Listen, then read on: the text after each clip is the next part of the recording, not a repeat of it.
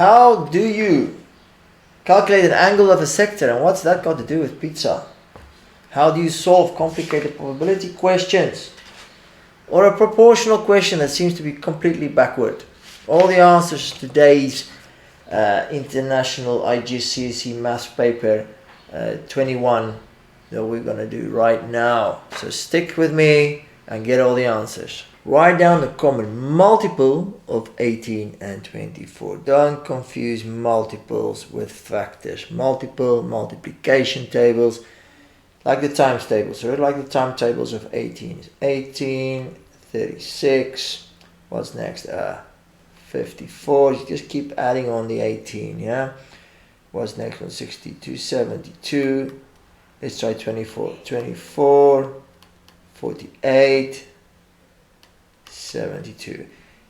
This is the quickest way to do it, okay? You can, of course, do a factor tree and then get the common prime factors, but I think we don't want to waste any time here. So any multiple of 72, a common multiple. So there is more actually. We know it's even a quicker way. Finding a multiple there is just doing 18 times 24. 432. That is a multiple of both 18 and 24. So you could have written that one as well. So it's not the lowest common multiple, it's any common multiple. 72 being the lowest. Question 2. Train journey starts at 20 to midnight and finishes at 10 to 7. Work out the time taken for this journey. Best way to do here is the leapfrog method. You start at 20 to 40. You jump to midnight, which is 0, 0, 0, 0, 12. That will be 20 minutes. And then let's jump from midnight to 6 in the morning.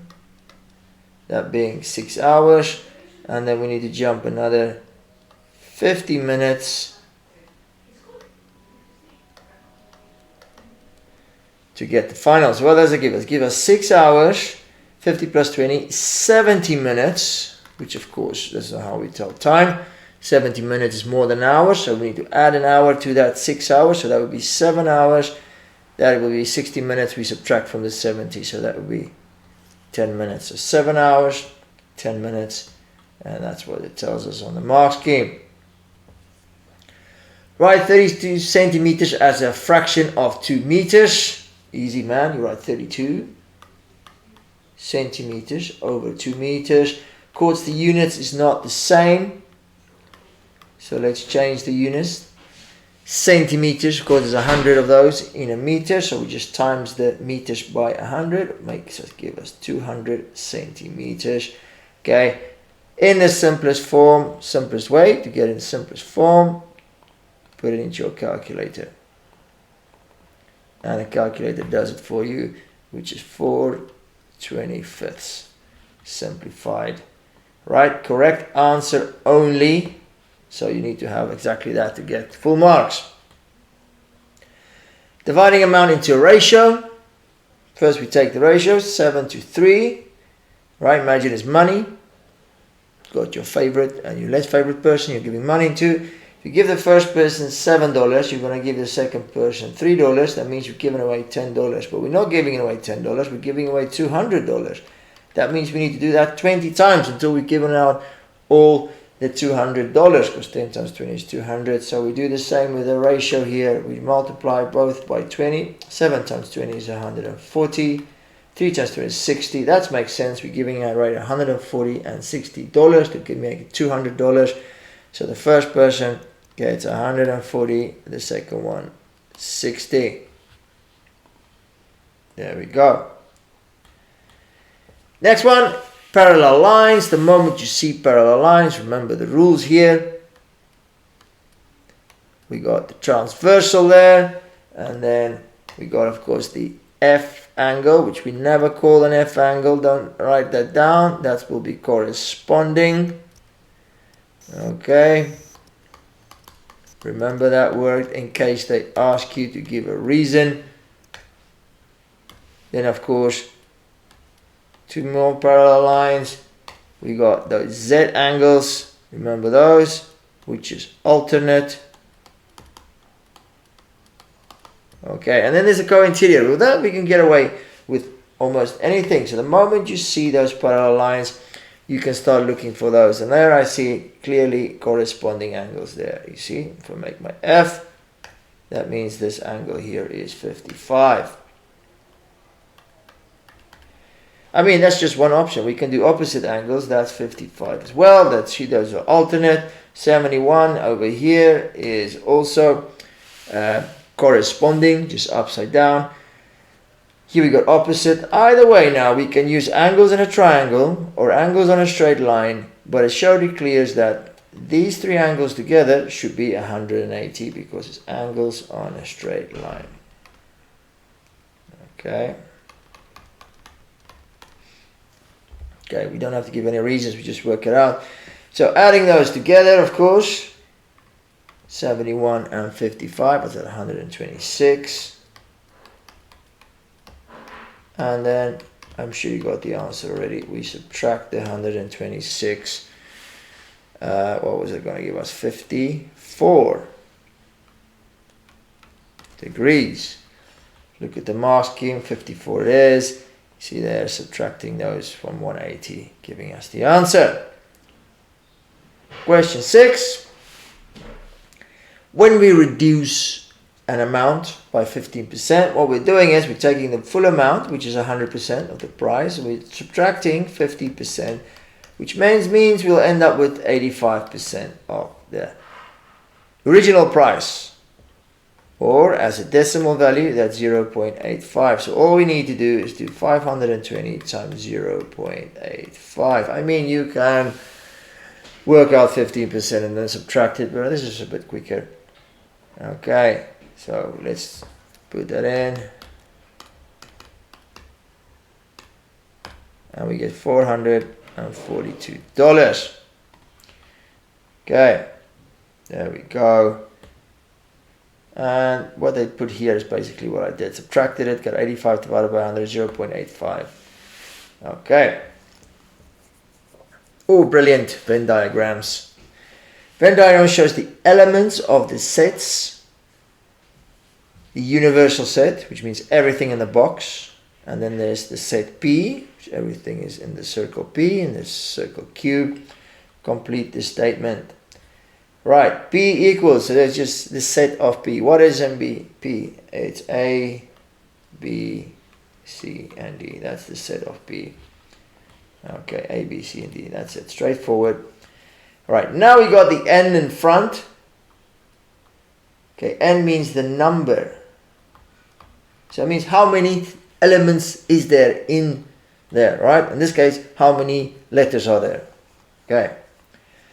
So meaning for A, if there was an N in front there, we would have written 4 because there's 4 letters in it, but they wanted the exact, right? So then we got P union with Q. Let's remember what we got with sets and Venn diagrams. We got U, which is union, and we got the other one, the intersection. Union just means everything, intersection means both. It has to be on both. So union means everything in P and everything in Q. So we need to count them because we want the number 1, 2, 3, 4, 5, 6. So the number of elements in P and Q is 6. That's what they want. All right. And that's all for Venn diagrams. Oh, I wish they asked them more. Right, write down the next term in the sequence. You know what happens? People often write the nth term rule. So read the question carefully. In fact, in the examiner's report, they mention things like this, often not reading the question correctly. Okay, next term, just what comes next. Well, we can see here, the term-to-term rule is we're multiplying by 3. So 81 times 3, what's that, 243? Okay, next term. All right. Don't make silly mistakes with easy questions. Find the nth term. Now they want the nth term. Let's see what's happening here. We're adding 4 each time. That means it is not n plus 4. People always write n plus 4. That is wrong, yeah? This is like the 4 times table. So it's 4n, you know, the 4 times table goes 4, 8, 12, 16, just like the sequence we have there, and the 4 times table you add 4 each time. That's why it's 4n. Difference here though is, instead of starting at 4, we start at 13. That means we're adding 9. You can see every time from 8 to 17 you add 9. From 12 to 21 you add 9. You add a 9 back there. Or the shortcut, the trick, continue the sequence that way. What would be the 0th term there? 9, because 9 plus 4 is 13. That's another way to help you to find that last part of the equation. 4n plus 9, final answer. Right, question 9 says, without using a calculator, nobody's checking. Who's going to say, see you if you do this, right? They're not checking. Put it into your calculator. Make sure you do the right calculation though. We're not multiplying, we're adding. And then we get 7 over 6. Write it down there, 7 over 6. Okay. Problem is we're not going to get any marks, okay? You got 0 marks. You write the correct answer. It says, show all your working. If you don't show your working, they assume you just used your calculator. They don't give you a mark even for the right answer. So we need to do this step by step and correctly, like we don't have a calculator. Now remember, before we can add fractions, we need to have the denominators the same. That's why we multiply the first one by 2 to make it 2 sixths. Now that the denominator is the same, we can add them together. 2 plus 5 is 7, and we don't add the denominators. It's not 12. It stays the same. 6. Alright. Now we got the right answer. Are we getting our marks? Let's just go through. You must show your working. Done that. And give your answer as a mixed number in its simplest form. Alright. So always check the question twice. Read it carefully. Don't be in a rush. So you make sure. Alright. Because we want full marks. Okay. On the calculator, it's as simple as pressing shift and the button 1 1/6. Or remember, 6 goes into 7 once. Remainder 1 over 6. Now we'll get full marks. Okay, so you get 1 mark for that and 1 mark for that. Being an A mark means it depends on the method mark before it to get that last mark. Okay, show everything. Question 10, simplify. 18 divided by 9 is 2. Now x to the power of 18 divided by x to the power of 9. Remember, when we're dividing with indices, we need to subtract up there. So this will be x to the power of 9, not 2. There we go, final answer. Simultaneous equations, and they've lined this up for us beautifully. We've got the x in line, the 3y's, the equals, the 7 over 11. So we're going to use the elimination method, meaning we want to eliminate either the x or the y. Now also beautifully, okay, the y's has got the same coefficient, the same number in front, so we don't even have to change these equations.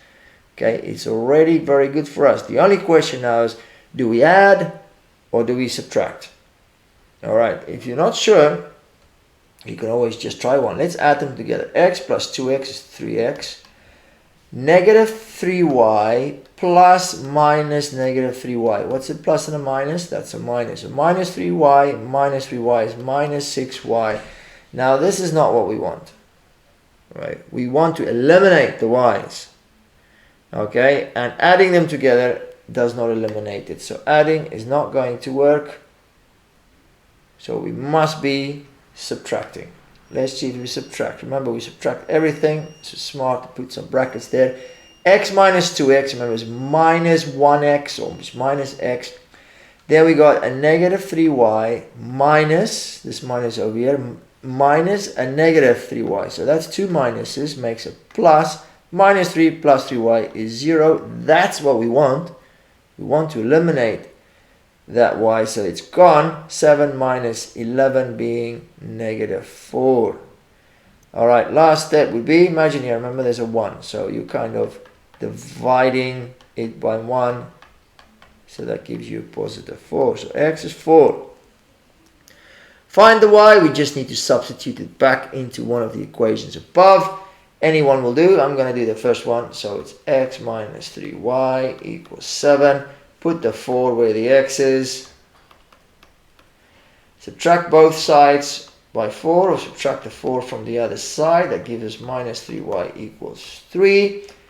And then divide the 3 by the negative 3. Be careful here, that negative 3 does not become positive because we are dividing both sides by negative 3. Or you move the minus 3 times y becomes divide on the other side, and that will give us minus 1.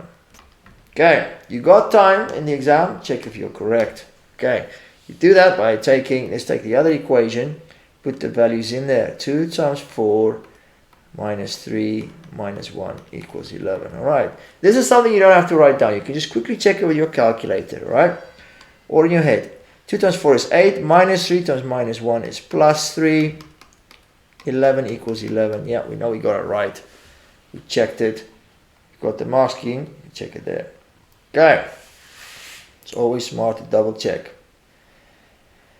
Question 12. Similar triangles. Okay, which means they got the same angles.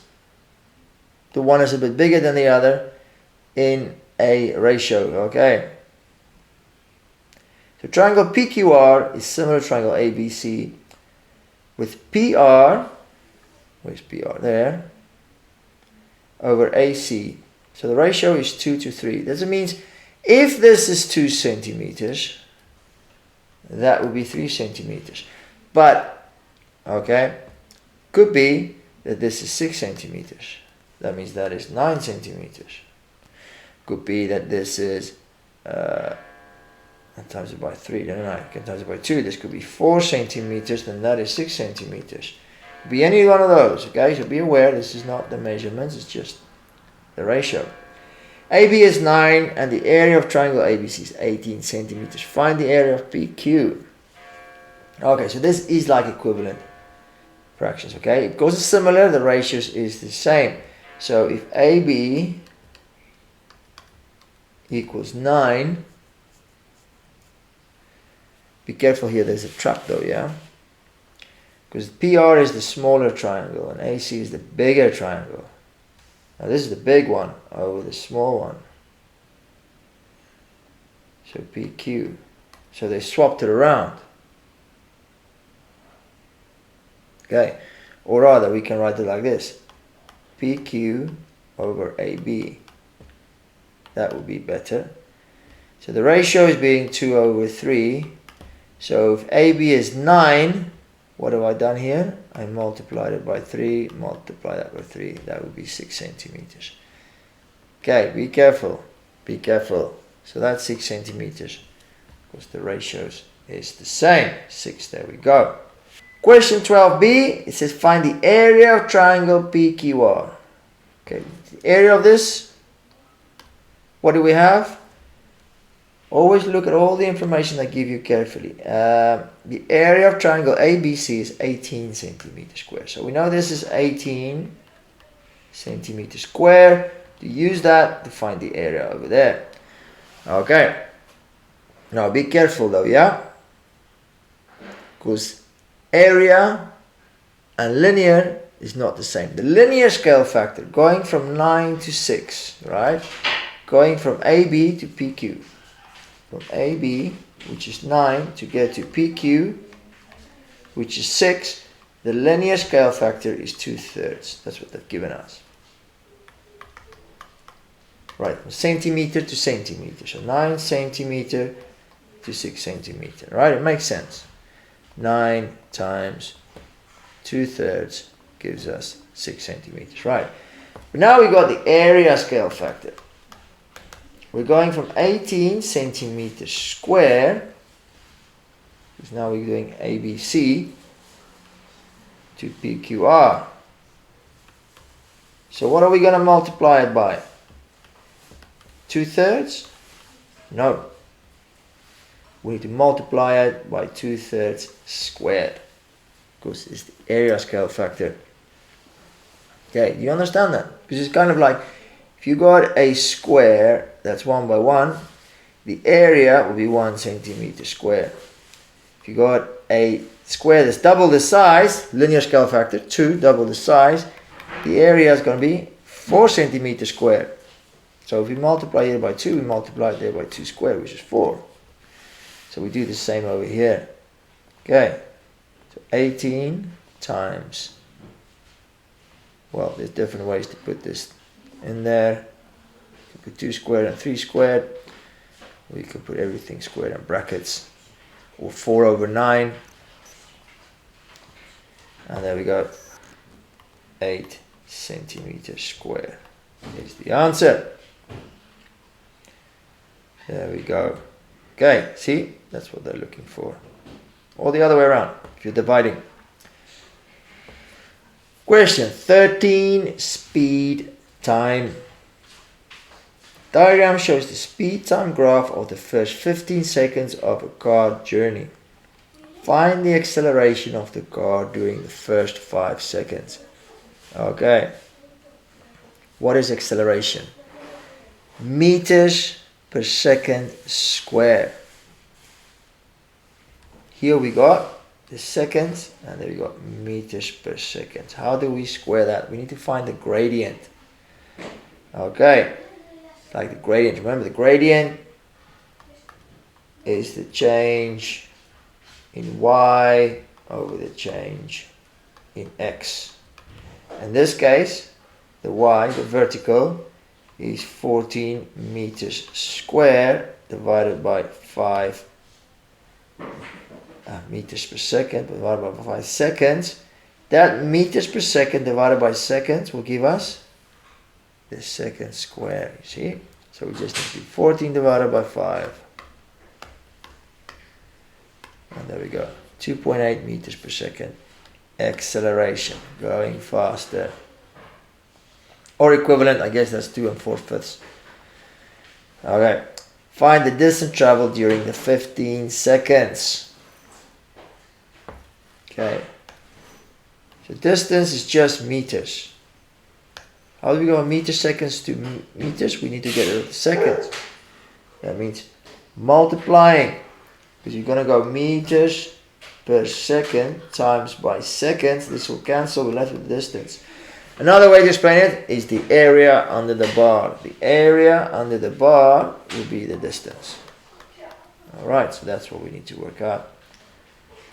So, be careful here. Let's do the rectangle first. From 5 to 10, that is 10. And the height is 14. So 10 times 14 will be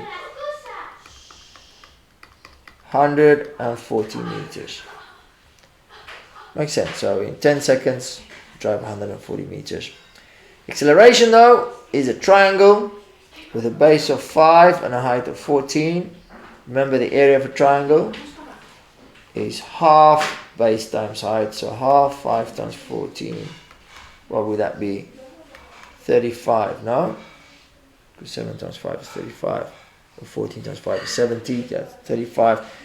Added together, 175 meters. There we go. And there's the calculations for the area, as I've shown you. Well done. Question 14 here. Switch to the camera. It says describe fully the single transformation that maps triangle A onto triangle B. Let's remind ourselves of the different types of transformations, because students often forget the different kinds. What is there? There's a translation. That's one. Translation, remember, is when you move across the page like this. Okay, so from A to B, can this be a translation? No, because it's change orientation. Okay, what else is there? There is a reflection. Reflection is like a mirror image. Can be described by flipping it over, yeah? That we call symmetrical flip. Okay, sometimes it goes diagonally. Okay, like that. Can this be a reflection? No. Then there is, of course, enlargement. An enlargement, it changes size. So you can get smaller or bigger. Did this change size? No. So the last one, rotation. This must be a rotation. So we're having 3 marks here. First thing we're going to do is write down what type of transformation this is. Rotation. And that will give you the first mark you're looking for. Rotation. Okay. Next one maybe will be the center. What is the point? It rotates around.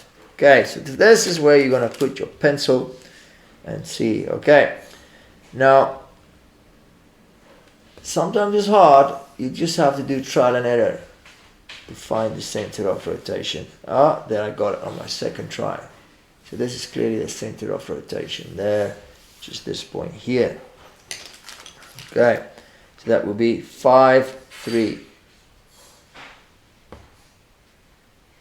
There is another way to find the center of rotation, which I can show you if it's difficult. It's very quick. What you do is you connect the corresponding point. So this is the sharpest angle there. And then you take the middle of the line. And you can use a compass and do the bisector, or you can just check the middle of this line. Will be 2.5 there. And you draw a right angle. Okay, you see what's happening? Let's take another 2. Let's take the right angle, connect them. Find the middle of that line. It's about 1.5 centimeters. Draw a right angle line there. See that?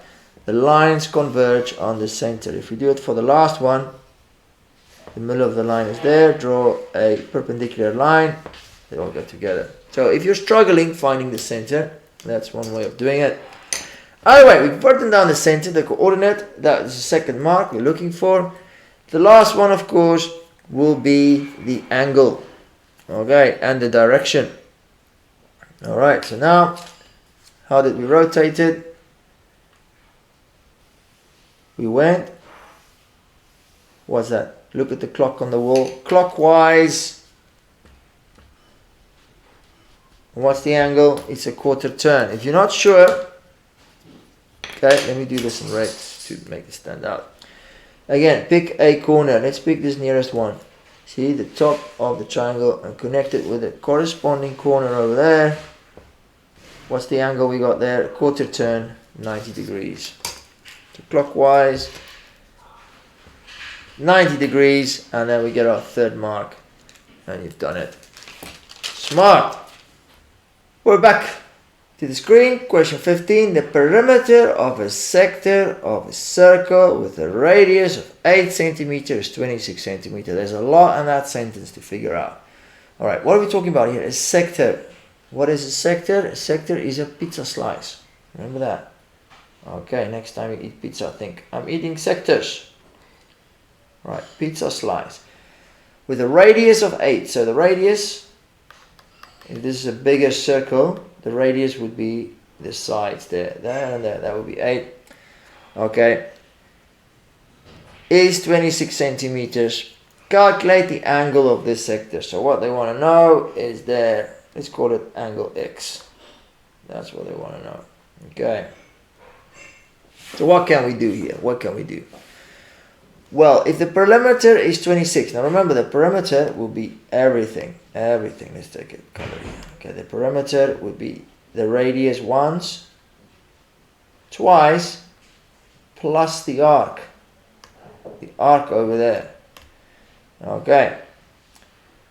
So we can work out the length of the arc by taking the whole perimeter, which is 8 plus the arc, which is 26, and subtract from it the radius twice. So subtract from it 8 and 8. Subtract from it 16.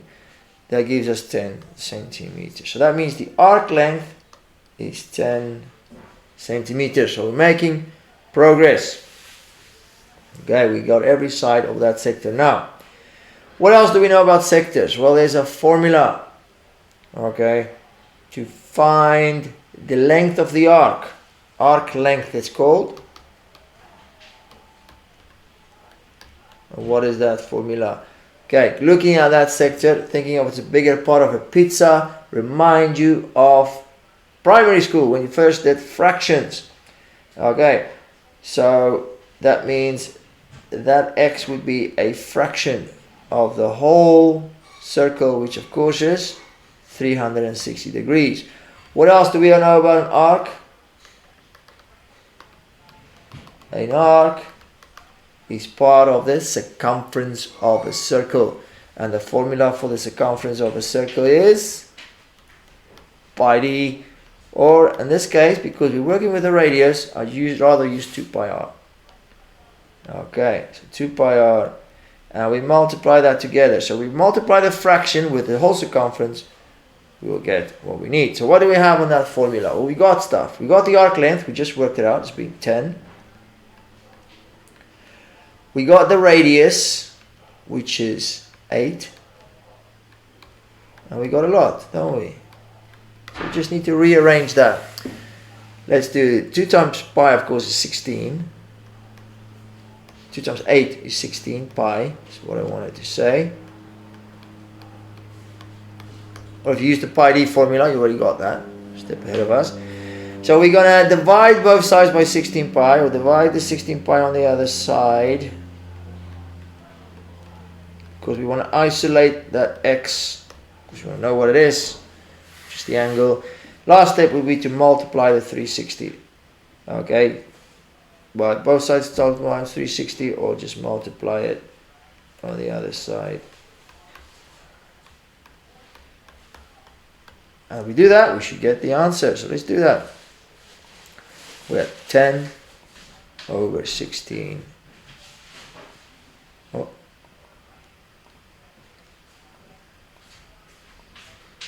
Pi times 360. You could put the times 360 next to the 10 as well. And there we got the answer. X is 71.619.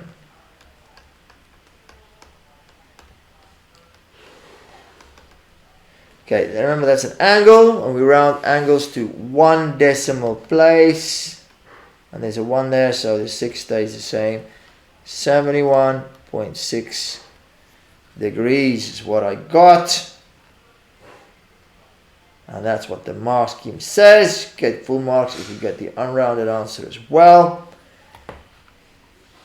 You can do this, I told you. Question 16, circle theorems. They become a lot of fun if you practice them a lot. Okay, so if you find them difficult at the beginning, don't be scared. Just practice, practice, practice, and you'll see soon you can do it. Right, 8 chords. Calculate the values of u, v, w, and x. Okay, what you need to do here is forget about what they want. Just find whatever you can. Find whatever you can. Right, first circle theorem I spotted was this one. Okay, the butterfly one, where 2 angles in the same segment is always the same. You see, these 2 angles are subtended from down here. It's also called the bow tie circle theorem. Means those 2 are the same. These 2 angles at the bottom, of course, is also the same. All right. Butterfly or bow tie angles in the same segment. So looking for that here means we got 20 degrees there. It means u is 20 degrees. Also means we got x here. It means this angle over here is also x.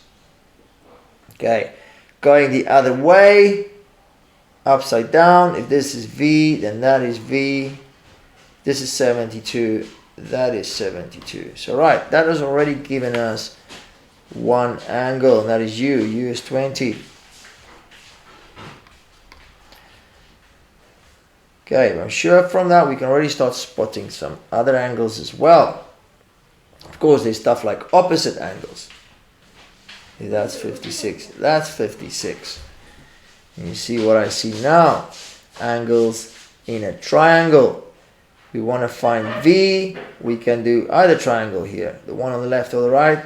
V would be 180, because angles in a triangle is 180, minus the other 2 angles in there, which is 56 and what is that, 72. So you do that.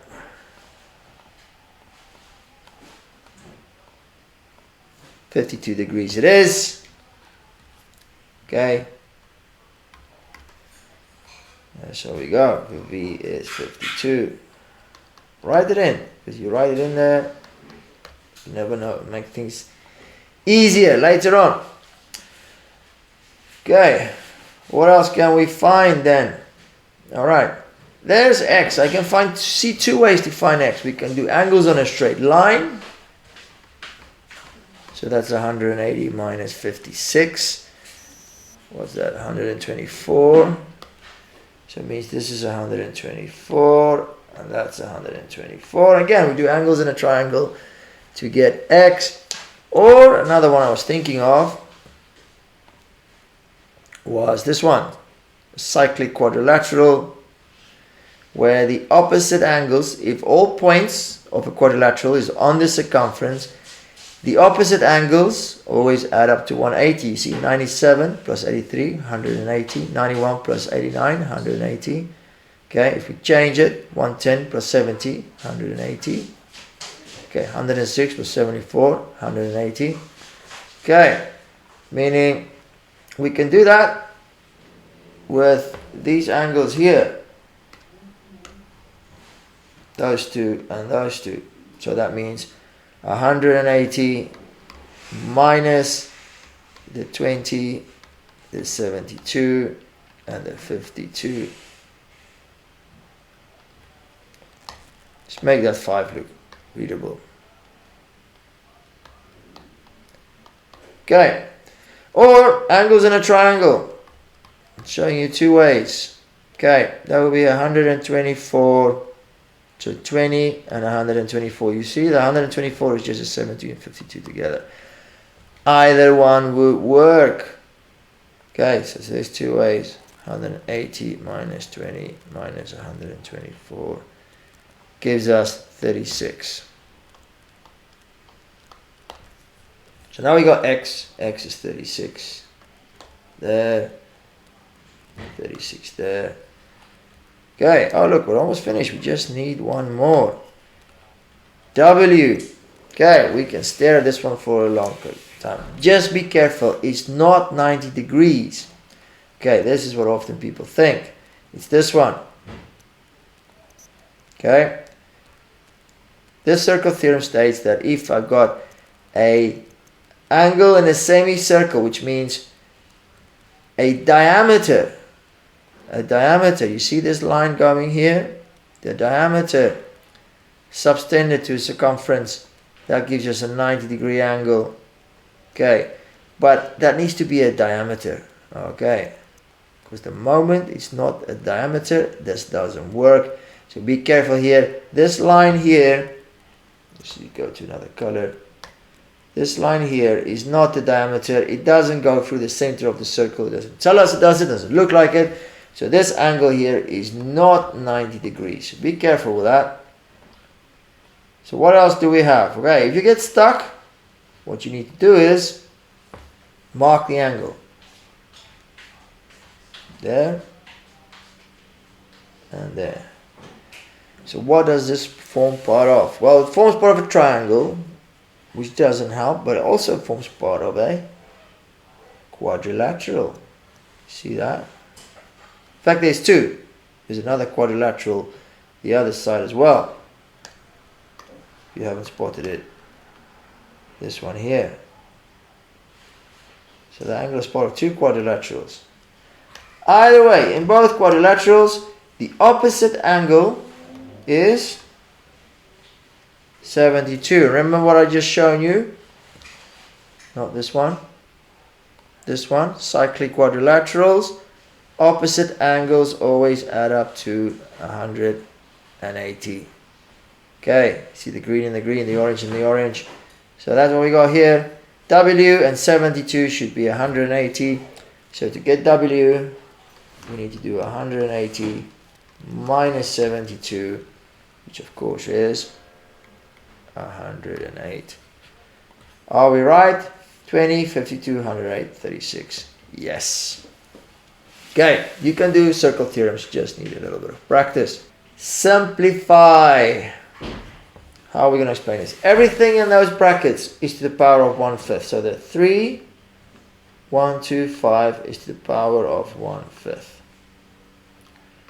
When we have a power to a power, remember this rule, xa to the power of b, that means it's a times b. A power to a power, we multiply them together. Okay, would be xab, of course.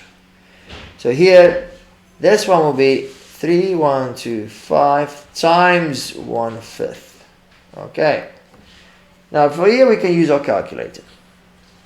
We can put 3125 to the power of 1/5. Okay, it's 5. Of course, to the power of 1/5 is the same as root 5. So this is another way. Yeah, it's the same thing. 5. Excellent. Then for the power of the x, we need to multiply. 1/5 of b being, of course, being 0.2. So that's x to the power of 625. Write that on the line, nice and clear. And then you get your marks. Sweet. Right, triangle. What is triangles? Trigonometry. Trigonometry, triangles. Okay, what do we have? Well, if this was a right angle triangle, like this, with a 90-degree angle, we could have used Pythagoras to work out sides, or we could use SOHCAHTOA to work out sides and angles, but it's not a right angle triangle. Okay, so if it's not a right angle triangle, what do we use? Well, there's of course the sin rule. What's the sin rule again? A over sin A equals B over sin B. Or the other way around. The sin A can be at the top and the A at the bottom. And of course there's the cos rule. What's the cos rule again? Well, it starts with a Pythagoras. A squared equals b squared plus c squared.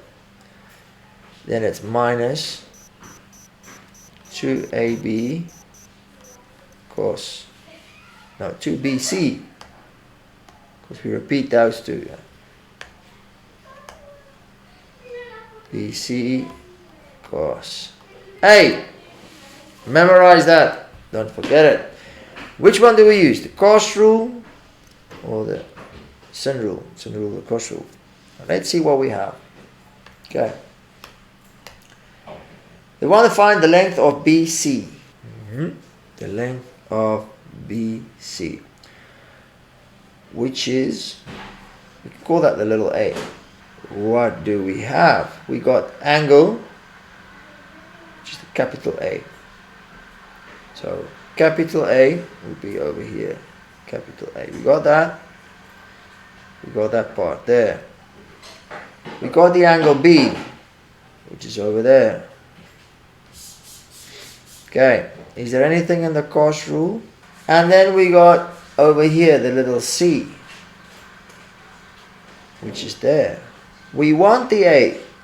We want that, and we want that. So we're going to need more information. We either need B, which is over there, or we need angle C, which is over there, capital C. Can we find angle C up there? Well, if we can find angle C, got the opposite side 7, then we got 3 pieces of information to work out the fourth. So we can do that. We can work out that angle up there by doing 180 minus the other 2 angles.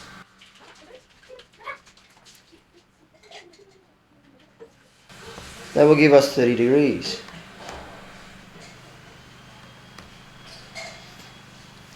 We now have a lot of information. We have the side and opposite angle. We've got another angle of which we want to work out the opposite side. So we can use the sin rule. Little a, which is also BC. So let's write that BC instead of A. sin the opposite angle, capital A, 115, equals C, we're using C now, which is 7 centimeters, and the opposite side, which is sin 30. So to find BC, we just need to multiply the sin over there. So that would be 7 times sin 115, or sin 115 times 7, sin 30. Let's put that into our calculator.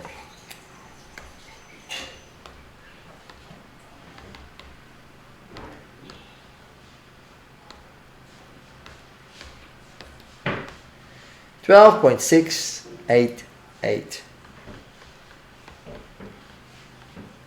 etc. Three significant figures means we do 12.6, but that's an 8, so we round it to 12.7 centimeters. Sweet. Unrounded answer gives you full marks as well. Okay. So break things down, see what you can find out. You can do it.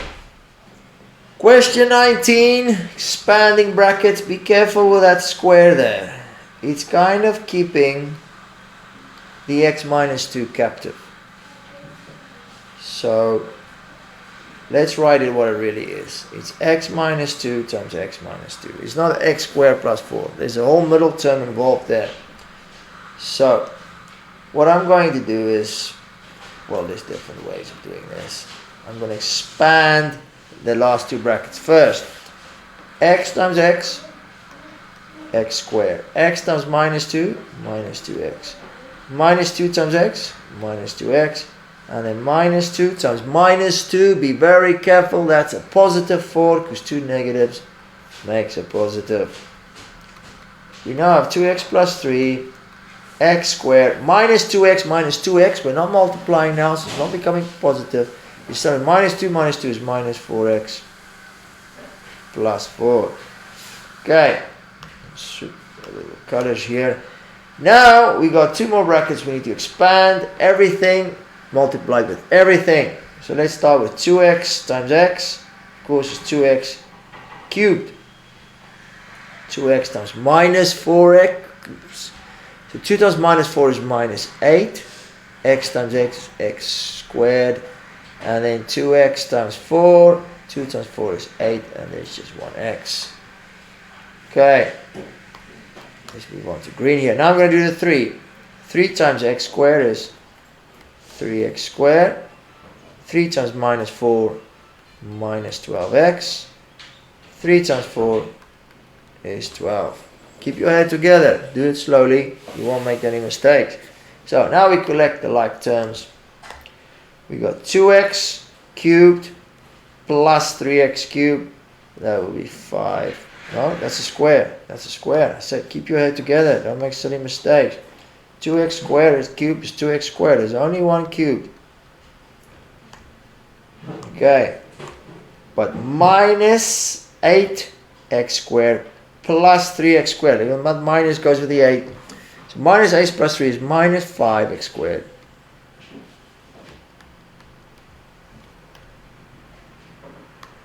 Switch to yellow.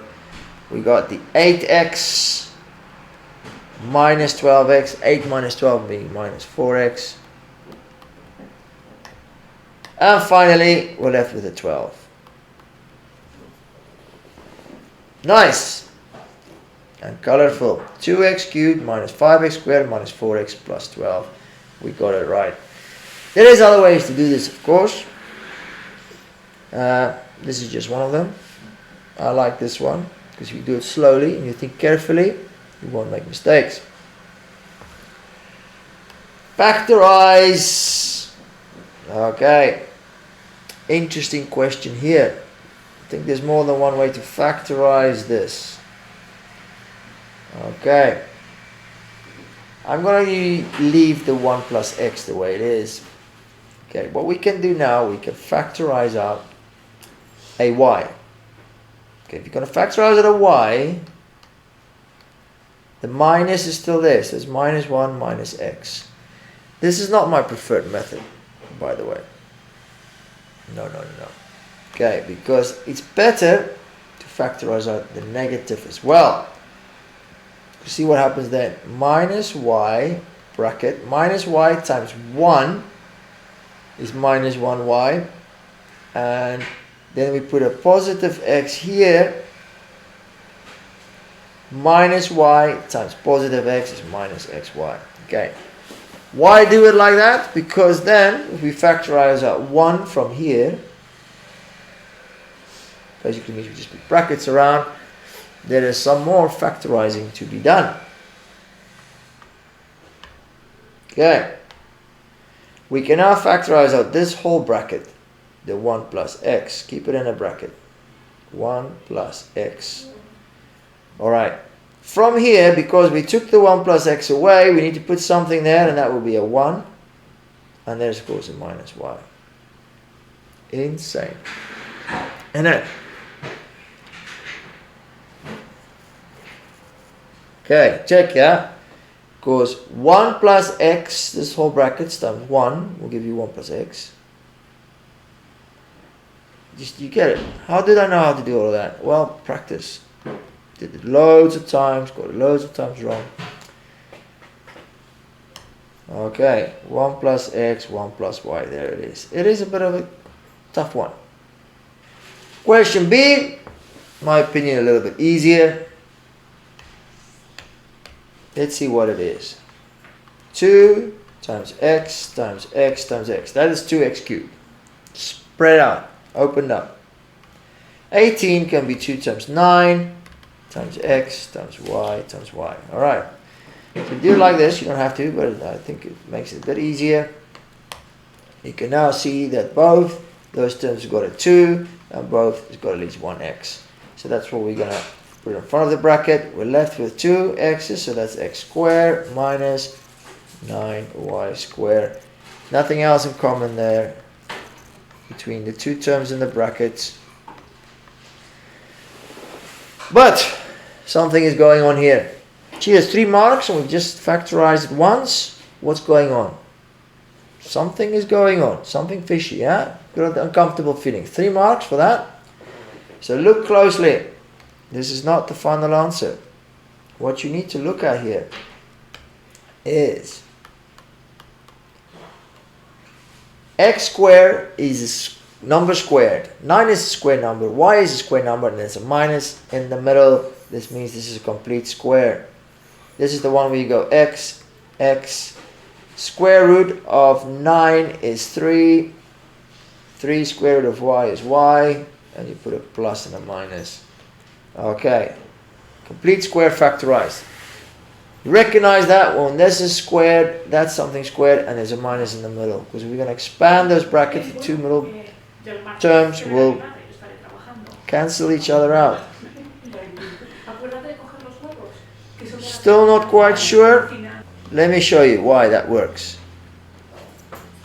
X plus 3y, x minus 3y. If I were to expand those brackets, x times x will give me the x squared. X times minus 3y will give me minus 3xy. 3y times x will give me plus 3xy. And 3 times minus 3 will give me minus y squared. And those two middle terms will cancel each other out.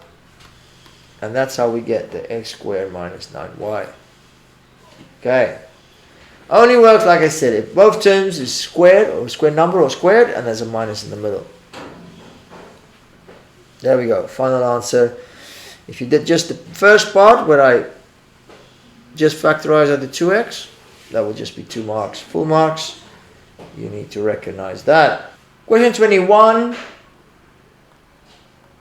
The graph of a cubic function has 2 turning points. What does that mean? Let's remind ourselves what graphs looks like. Okay. So if we have a linear graph, that will be y equals something x plus something. You see, straight line. Whereas a quadratic graph has a square in it, and we got that parabola. And when a cubic graph, of course, oh, how did we get that? It's got a cube up there. Let's change it. There we go. See, cubic. All right, so it goes zig and zag. Now, of course, if it's more pronounced,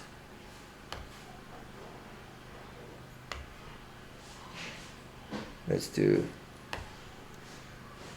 make that bigger. There we go. See, there's another cubic graph. And there's his two turning points. This one's got a turning point up there, a turning point down there. So that's what they're referring to. Something like this. Okay. So we know, getting our pencil out, we're going to have something that goes like this. All right. When x is less than 0, when x is more than 4, the gradient of the graph is positive. So let's say x for 0 is there. Imagine 4 is over there. The graph is positive. So it means in these areas, the graph needs to go up. Something like that. Okay? When 0, x is bigger than 0 and smaller than 4, so that's the part in the middle, the gradient is negative. There we go. Something like that. Let's read the last sentence. The graph passes through the origin. Oh, no, that doesn't. So let's get our rubber out. Passes through the origin. So meaning it needs to go up. And then it goes through the origin, 0, 0. And after that, it needs to go down. And then when it gets to 4, let's just move forward a little bit. It goes up again. Okay. Let's just make that turn a bit smoother. Okay, so it goes like this. There we go. That's what they mean. Okay, sketch the graph. Okay, I think it's important to show that it is 4. Yeah, what does the mark scheme say? There we go, something like that. In the 4th quadrant. So that turning point needs to be down there. Okay. That's it. 2 marks. Next one, sketch the graph of y equals cos x. Now, if you ever forgot what a cos graph looks like, you got your calculator there. So you put in cos 0, then you know, the cos graph starts there at the top. Okay. Halfway, what happens halfway? At cos 180, there. Cos 180, so if we got the halfway mark here, it's going to be at -1. Okay. What happens at 360? We're at 1 again. Okay, and we can put the points in between. We can put 90, cos 90. All right, you know what we're getting at here. If you forgot what the shape of the graph is, put it in your calculator, and then you'll pretty much quickly remember that it is. At 360, we need to be at 1. At 0, we need to be 1. And halfway, we need to be. Okay, try to get it nice and clear. Something like that. I hope yours look better than mine. Okay, so starting at 1 at the top. So they're starting at 1, that's important. Finishing level to that at 360, that's important. And halfway point, you need to be opposite to -1. That's how you get full marks. Right, then it says solve the equation cos x minus a half for 0 to 360. Okay, how are we going to solve the equation? Like we solve any equation, we want x to be alone. So we need to move the cos to the other side. It becomes cos -1. Okay. Put that as the music starts.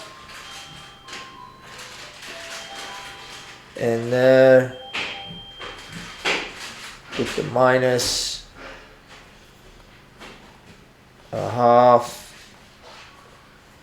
That gives us x is 120 degrees. So we got the answer, but they want another one. Okay. what does this mean? Where's 120? We know this is 180. Okay. 120 would be somewhere over here, because that gives us minus a half. Okay. As you see, if we continue to the graph here, there's another answer there. It's also minus a half. Okay. What is the distance here? That is 60. My graph is not very symmetrical, so we need to add 60. Is that right? Is that right? So I guess the answer is 240. 240. Okay. We can check if it's right. Let's put in cos 120 into the calculator. Bam, minus a half. Let's change that to 240. Minus a half it is. Okay. Of course, there is the formula as well, where cos any angle is the same if you take that angle and we subtract it from 360. You can remember that. And then you have it. Right, question 23. What a headache. Looking at the examiner's report here, it says there were very few completely correct answers. Okay, but a lot of people were able to score at least 1 mark. Okay, so this was a question that was on the more difficult side. Let's just write down what we can first. Y is inversely proportional to the square root of x. We write that as y is proportional inversely, which means you put it over 1 square root of x. X is directly proportional to w squared, so we can write that as x being directly proportional to w squared. Okay, now that will get you 1 mark, I think. Now, so what we need to understand here is, before we put that equal sign in, that if y is inversely proportional to the square root of x and directly proportional to w squared, it means y would be inversely proportional, and we just substitute that x for the w, the square root of w squared. Okay, so even though it's not an equal sign, proportionality means if it's directly proportional, we can kind of substitute it like that. So that means if we square root a root, yeah, you know what I mean, like square root roots. 4 squared is 16, but the square root of 16 is 4, they kind of cancel. So the square root of w squared, that will give us w. We can now bring in the constant of proportionality, which means we put an equal sign there, we put the k at the top, and we got the w there. We can now use this part here and substitute it in. So y is 12, then w is 12. Multiply both sides by 12, it means the constant of proportion of the k is 144. Now they want us to write an equal, so this is here, right? This is the part we were looking at. Write y in terms of w, so y equals something, k, which we worked out, k is 144 over w. Okay, like I said, this one's a bit of a bender, a bit of a headache. Twist your mind around, and I think the biggest part here is to see that we can put that w squared under the square root over there. Okay, tough one, I know. Think it through. Question 24. The moment you should correct to the nearest, you know we're dealing with bounds. Bounds means we got these answers were rounded. Violet didn't took exactly 36 seconds. You could have taken a little bit less or a little bit more. Wilfred as well, a little bit less or a little bit more than 39 seconds, and then it was rounded. Okay. Alright. So, they're around 200 meters. The fact that this doesn't change means the 200 is not really important. Okay, it's all about the time. Okay. What is the bounds? Let's look at Violet's bounds. There's the upper bound and the lower bound. To find this, we take what it's been rounded to. It's been rounded to the nearest 1 second. We divide that by 2, we get half a second. So to find the lower bound, we need to take Violet's time and we subtract half a second. That will give us 35.5. So it means Violet could have run the 200 meters as fast as 35.5 seconds. Or the upper bound, we add the half a second and that gives us 36.5 seconds. That means Violet could have run to just under 36.5 because 36.5 will go around to 37, so 36.4999, but we use 36.5 to do our calculations. Okay, we do the same for Wilfred. Okay, and I got that the wrong way around, didn't I? First is the lower bound, then the upper bound. So the lower bound and the upper bound. So the lower bound for Wilfred would be 39 minus half a second, 38.5 seconds, and the upper bound will be 39 plus half a second, so that will be 39.5 seconds.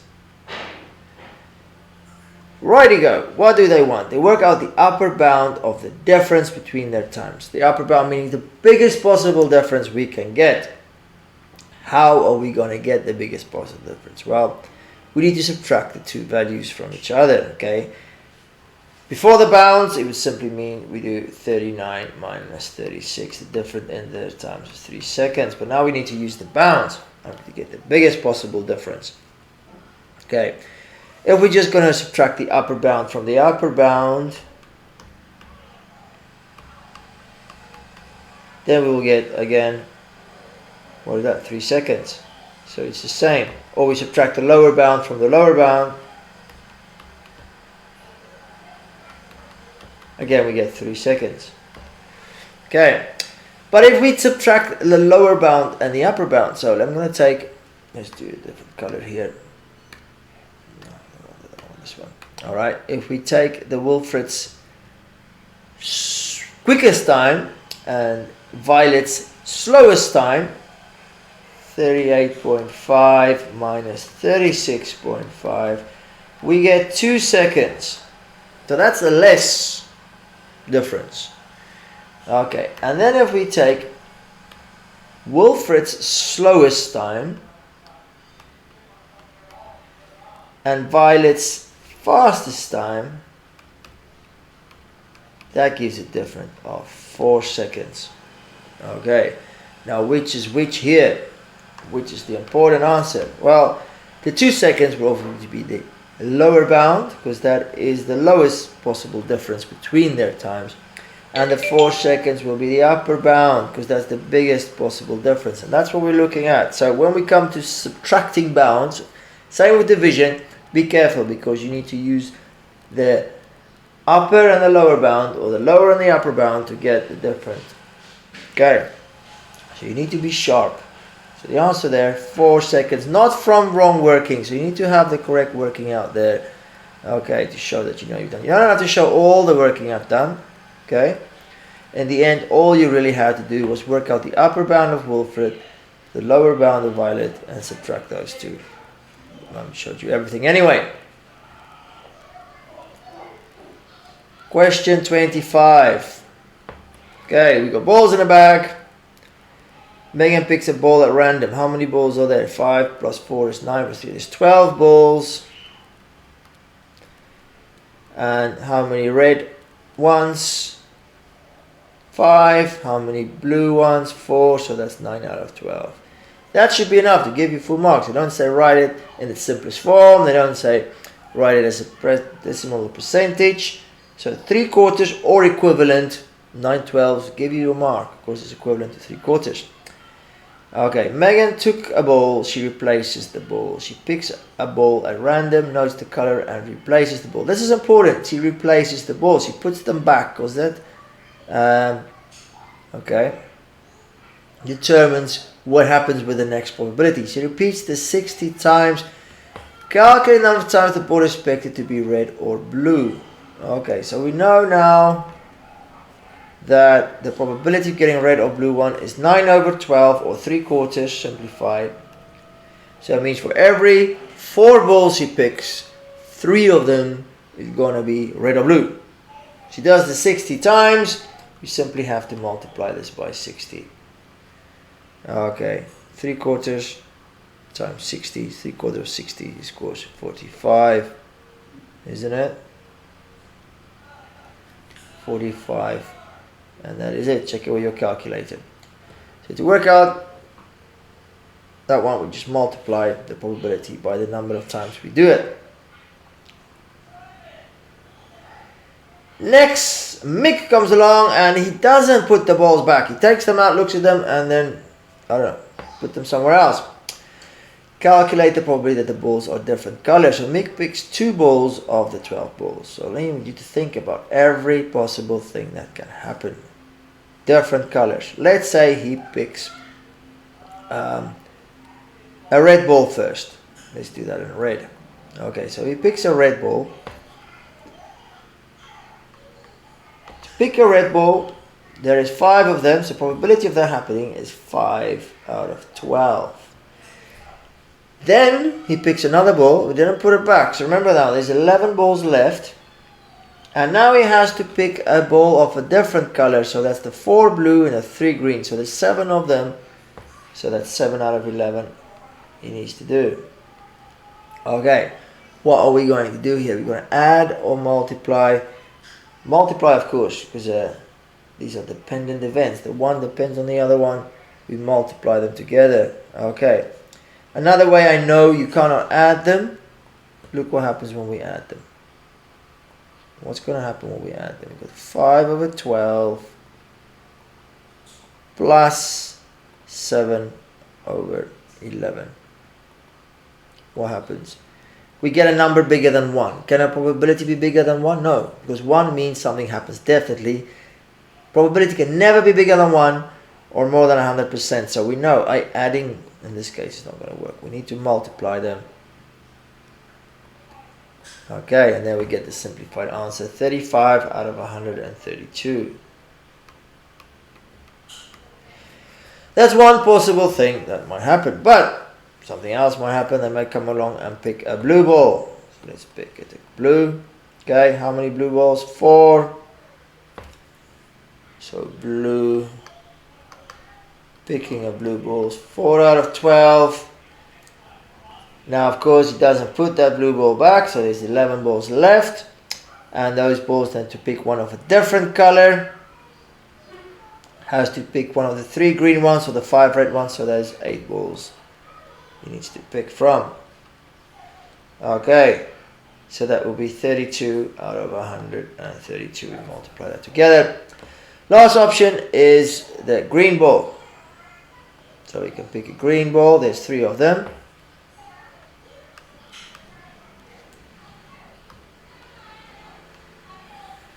Okay, throw the green ball away, and what is left? 4 blue, 5 red. We need to pick one of them to get a different color. That gives us 3 times 9 is 27 out of 132. Okay, so we got 3 different possible things that can happen. Picking a red one and then a different color, picking a blue one and a different color, picking a green one and a different color, right? Maybe this is a good time to remind us of the AND or the OR rule. So we multiplied here because it was the AND rule. We multiply.